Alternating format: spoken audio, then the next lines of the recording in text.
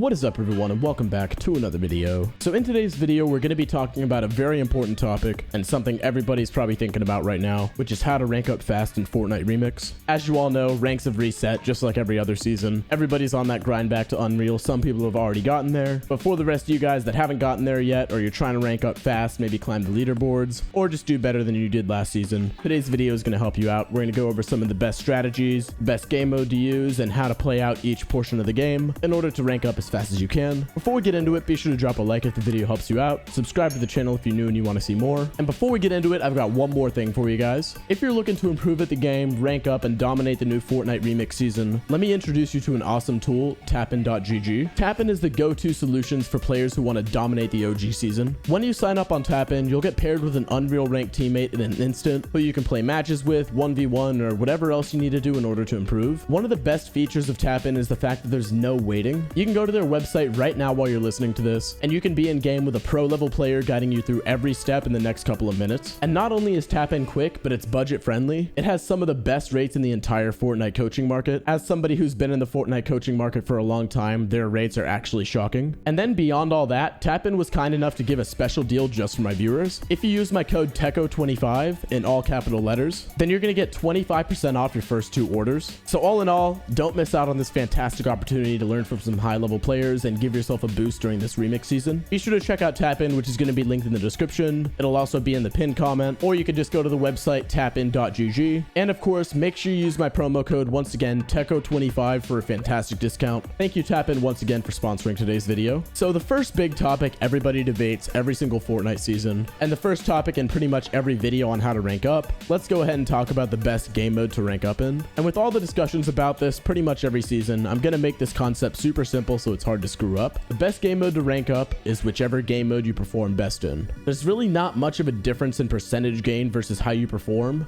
based on the mode. For example, if you do equally as good in solos, duos, trios, and squads, you're not going to gain more percentage in a certain game mode. So the best option with that in mind is to base it on your team. If you're a great solo player, that's your specialty, and you do better there than you do in team modes, then go for solos. If you have a duo partner you're great with, maybe somebody you play tournaments with or you've just been playing with for a long time, then you can focus on duos. And of course, the same concept applies if you have a really good trio or squad. For me personally, I typically try to go for trios. I've got a lot of good players to play with, and I think it's a bit less chaotic and more skillful than squads. But also, if one teammate gets sniped or caught up in something, 2v3 is going to be easier than something like a 1v2 in duos, especially because we got a lot of snipers and stuff and RPGs and some spammy type of things. There's going to be a lot of situations where one of your teammates can get smoked, and it's going to be easier for 2 people to pick up the slack than 1. That's just my personal opinion though, but once again, it's all personal preference, and I do think it should be pretty intuitive to figure out. Really just think of which game mode you have the most success in. So moving on to the next part of the video, what we're going to be doing is going through early game, mid game, and end game. I'll be giving you guys the strategies, the best tips, and pretty much what you need to do in order to be successful in ranked. So naturally, starting off our phases of the game, let's talk about where to land and how to play out your early game. Now, early game has to be played in a particular way for most players because Epic has a unique way of managing kills and how they influence your rank. As the game goes on, your kills become worth more towards your rank.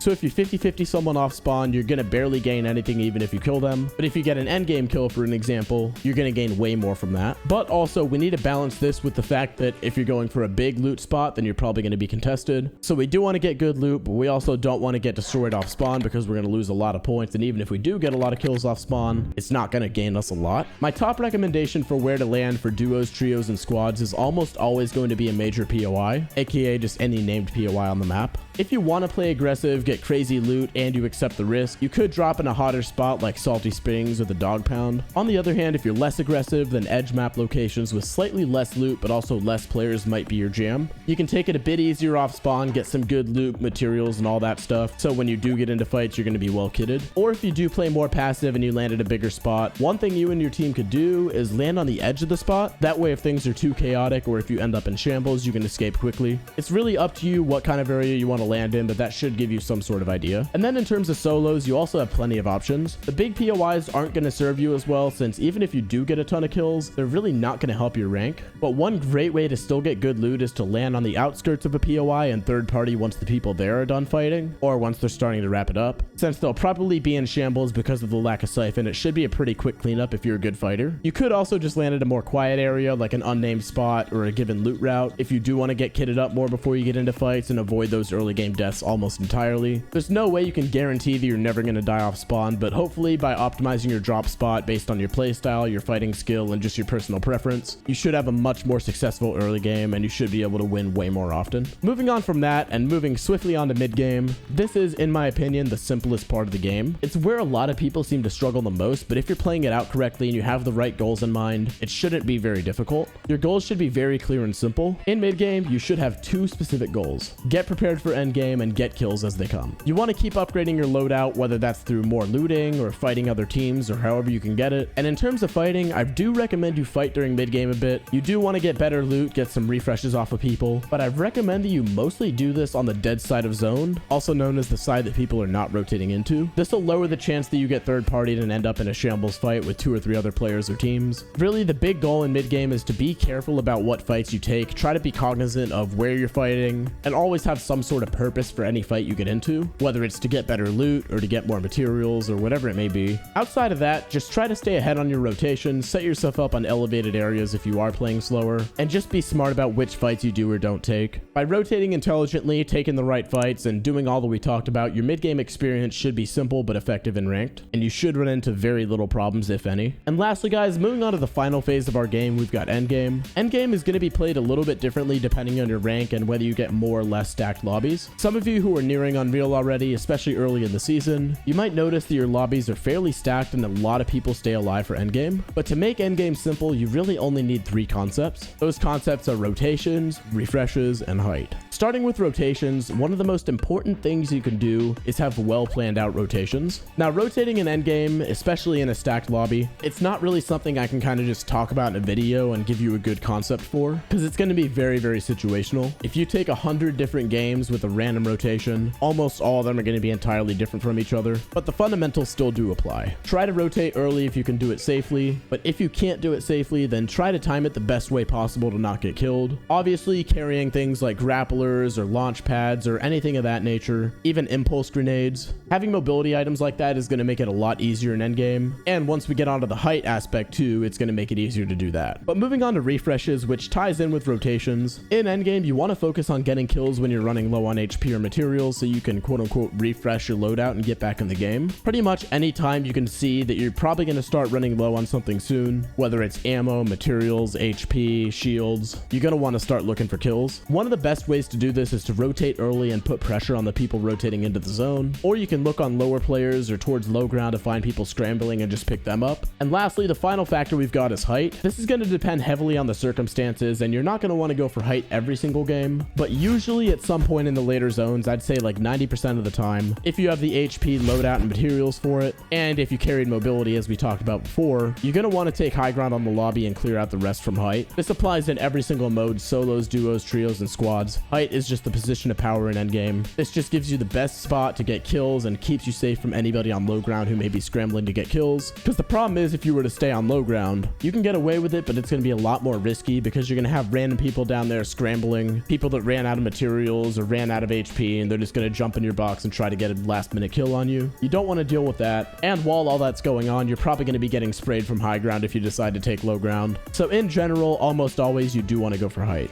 And honestly, guys, if you follow all those factors, if you have your rotations, refreshes, and height all dialed in, then you should have a successful and smooth endgame almost every time. But with all that said, guys, that's going to wrap it up for today's video on how to rank up super fast in Fortnite Remix. Overall, hopefully this helped you guys and gave you guys a good idea for what game modes you want to play, how you want to play out each phase of the game and kind of line up your strategy, and some of the best tactics you can use to make your ranking up process a lot smoother. If you guys found this video helpful, then be sure to drop a like, subscribe to the channel if you're new and you want to see more, and as always, it's super appreciated if you could use code Teckoh in the item shop. It's 100% free for you, and it seriously does help me out a bunch. As always, a huge thank you to everyone who uses it. And one last thing, guys, make sure to check out tapin.gg. It's a fantastic way to get some high-level coaching and give yourself a boost this season. Once again, the link is going to be down in the description and in the pinned comment. And make sure to use code all capitals Teckoh25 to get 25% off your first 2 orders. With that said, guys, thank you all for watching this video, and I'll see you guys in the next one. Bye for now.